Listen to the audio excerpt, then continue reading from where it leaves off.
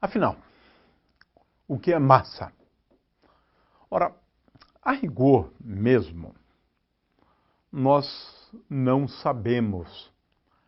Mas a nossa situação, pelo menos, é muito melhor quando tratamos o conceito de massa do que quando tratamos do conceito de espaço e tempo. Por quê? Nesse caso, pelo menos, nós temos uma teoria conhecida como modelo padrão, e essa teoria ela é voltada para a descrição das partículas elementares. 61 partículas elementares, esse modelo. De forma que nós entenderíamos as massas de todos os objetos se entendêssemos a origem da massa ou das massas das partículas elementares.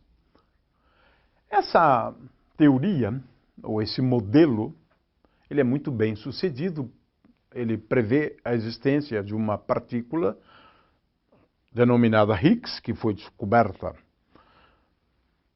no ano de 2012, de forma que esse modelo previa, inclusive, essa partícula. A existência dessa partícula ela se torna importante para entender a geração de massas nesse modelo, ou seja, pelo menos ter uma ideia de como é que surgem massas. Ora, nesse caso, nós temos aqui um mecanismo dito de quebra espontânea de simetria, e mediante esse mecanismo, as partículas adquirem massa. É claro que não se prevê aqui o valor das massas, esse é o problema. Você escreve as massas de cada uma dessas partículas em termos de constantes que não são conhecidas a priori, vezes o que a gente chama de valor esperado no vácuo do campo de Higgs. Mas nós não conseguimos determinar a priori qual é a massa do elétron, qual é a massa do quark, qual é a massa do neutrino, qualquer que seja ele. O fato é que, pelo menos nesse caso, nós temos uma teoria que não prevê os valores, mas, pelo menos, apresenta um mecanismo mediante o qual as partículas acabam sendo dotadas de massa. De forma que, ao entender massas, nós devemos entender primeiro a massa do elétron, a massa do quark, depois a massa do próton. Essas são as massas mais importantes, fundamentais mesmo, a massa do nêutron. Por quê? A partir desses objetos dotados de massa, nós vamos formar outros objetos.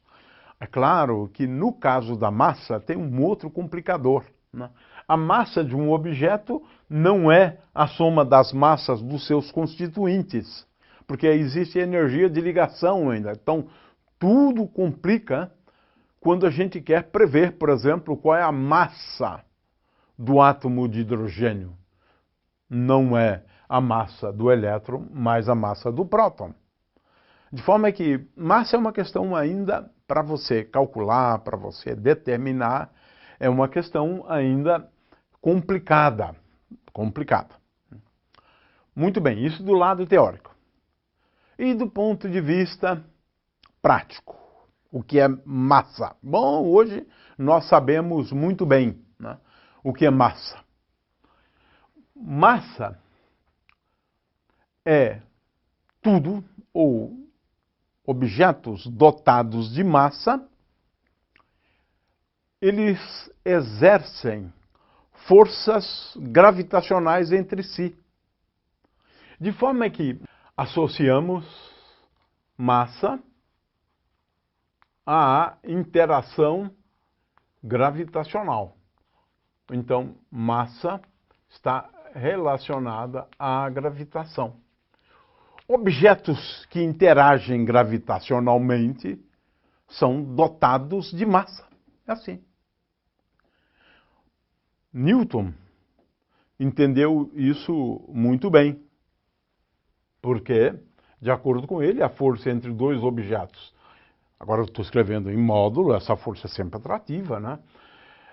É igual a força em módulo entre os dois objetos dotados de massa é tal que esta força é proporcional a m1, proporcional a m2, a massa do segundo objeto, né? E aqui tem uma constante, conhecida como constante da gravitação universal, dividido pela distância entre eles ao quadrado, né? Ou seja, se eu tenho dois objetos, um de massa m1 e outro de massa m2, e eles estão a uma distância d entre si, então, de acordo com uma lei da gravitação universal de Newton, nós esperamos, né, que se eles têm massas m1 e m2, eles experimentam uma força de atração, procurando reduzir a distância, portanto, entre eles, né? Essa força é conhecida como força gravitacional. De forma que massa é um atributo de um objeto, de uma partícula elementar, de um objeto, mediante o qual ele exerce uma força sobre outro objeto dotado de massa. Ele interage por meio desse atributo, ele interage gravitacionalmente com outros objetos. Então é fácil saber se um objeto tem massa. Ele atrai outros objetos gravitacionalmente? Se sim, ele tem massa. Ora, veja-se que, nesse caso, aqui, nós estamos associando massa, um atributo, a um tipo de interação, né? A interação gravitacional. Ligado a esse conceito de massa, nós temos o conceito de matéria. O que é matéria? Matéria é tudo que tem massa. Tudo que tem massa. Então, nós podemos falar de antimatéria, matéria negra, matéria ordinária, matéria bariônica, porque nós estamos falando aqui de tipos diferentes de matéria. Nós estamos falando aqui dos constituintes da matéria. A matéria ordinária ou a matéria, os constituintes da matéria ordinária são átomos, né? Mas não os constituintes da matéria, por exemplo, bariônica, onde muitas vezes você tem uma estrela que é constituída só de nêutrons, praticamente. É um tipo de matéria. De forma que o conceito de matéria está associado ao conceito de massa. Objetos constituídos de outros objetos dotados de massa, e aí pode ser 2, 3, 1 milhão, 10 a 23 átomos, nós estamos falando aqui de matéria, né? Matéria é um aglomerado de objetos dotados de massa. É claro que a gente pode até mesmo falar de matéria associada a um elétron, a um próton. Existe uma discussão, né, a respeito de massa gravitacional e massa inercial. A massa definida aqui anteriormente, utilizando a lei da gravitação universal de Newton, é uma forma de definir massa. Mas existe uma segunda, que é dizer força é igual a massa vezes a aceleração. De forma que, em módulo, pelo menos, F dividido pela aceleração define a massa. E eu tenho, portanto, aqui uma forma de definir e medir, sim, massa. Essa massa definida, sim, é conhecida como massa inercial e, às vezes, também se utiliza esse conceito até mesmo para se determinar massas, né? O fato é que até hoje nós não descobrimos nenhuma diferença entre massa gravitacional e massa inercial. Portanto, podemos fazer uso dessa definição de massa, né, que vem da teoria da gravitação, né? Essa é uma forma bastante segura em relação a isso. Na realidade, Newton sabia muito bem da relevância desse conceito aqui, né? Para formular a segunda lei, ele precisaria definir primeiro o que era massa. Claro que o Newton definiu de maneira muito simples, na verdade uma tautologia, né? Massa é uma quantidade que você pode determinar de uma porção da matéria por meio da sua densidade e o volume. Aqui entre nós não é uma boa definição de massa. Assim é a definição newtoniana, né? Porque se eu tenho a densidade e se eu tenho o volume, né, então a massa é basicamente dada pela densidade vezes o volume, né? Assim que Newton definiu, né, massa. Hoje nós temos uma outra concepção. Aliás, fazemos uso, inclusive, da teoria da gravitação de Newton, né?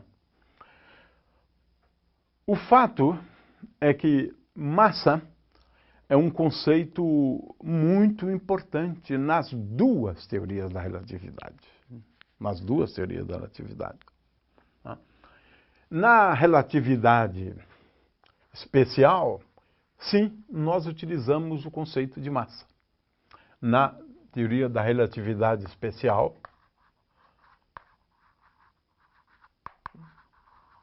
nós utilizamos a grandeza física massa para definir o momento.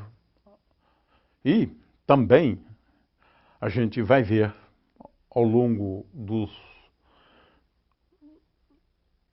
das aulas que a energia também está relacionada à massa. Há uma energia intrínseca de um objeto dotado de massa. Mas o fato é que na teoria especial da relatividade nós fazemos uso do conceito de massa, mas é muito importante que na teoria da relatividade massa é uma grandeza invariante. Vamos explicar isso depois, né? É uma grandeza invariante por transformações de Lorentz.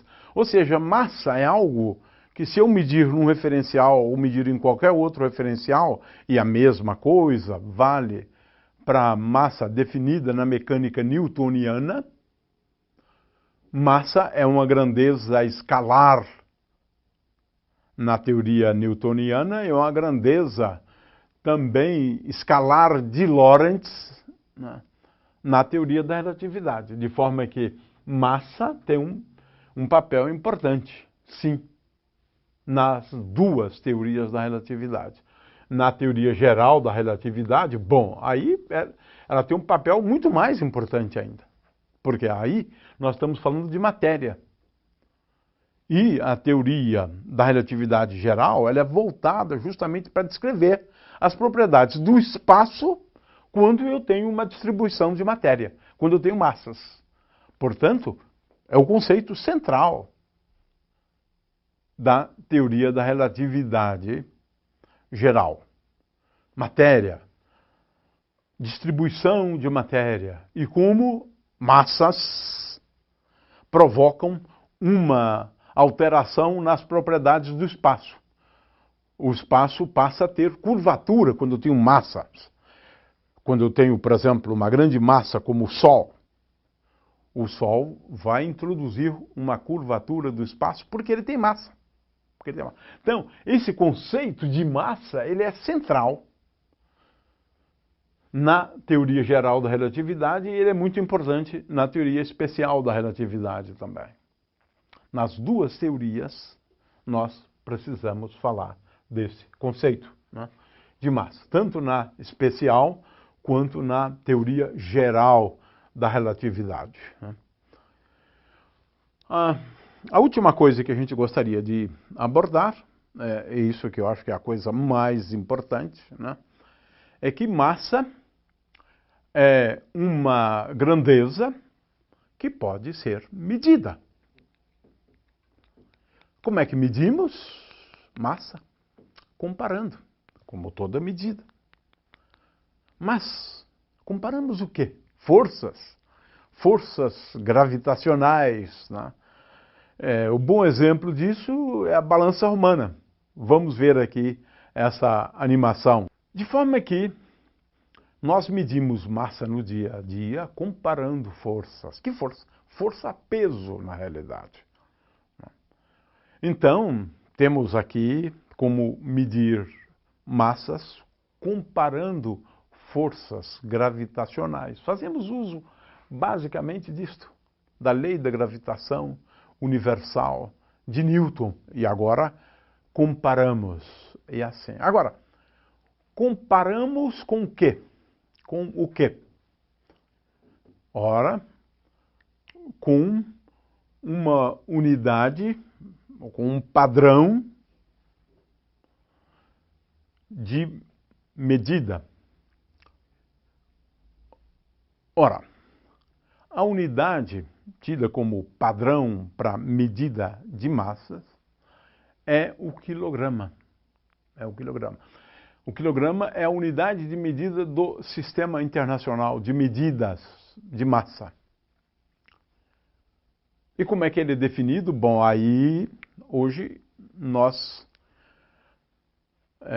temos apenas um modelito, um modelo, um objeto que fica guardado em Paris, no Instituto de Pesos e Medidas.